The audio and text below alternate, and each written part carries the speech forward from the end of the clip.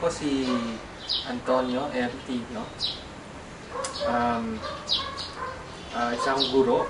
Nagtuturo ako sa University of Philippines. Ako rin ang kasalukuyang tagapangulo ng Alliance of Concerned Teachers.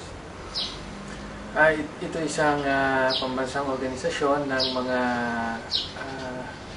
makabayan at progresibo, mga aktivistang guro sa Pilipinas. Pinaglalaban ito ang mga karapatan at kagalingan ng kaguruan at ang karapatan ng mga mamamayan sa edukasyon. Sa tingin ko, bilang Pilipino, bahagi ako ng sambayanang Pilipino.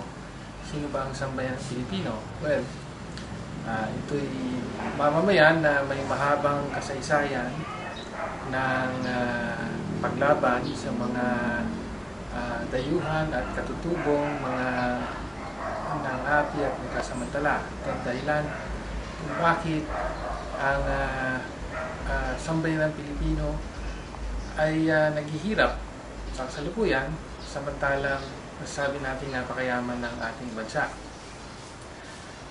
Kaya dyan ko nilulugar yung pagiging guro ko. No? So, sa pagtuturo ko, nagtuturo ko ng kursong Rizal sa kolehiyo, ay sinisikap kung maunawaan namin ng aking mga estudyante ang kasaysayan ito ng pakikibaka para sa kalayaan, demokrasya ng mamamayan, at ang dapat na papel nating lahat para maisulong ang pakikibaka ito.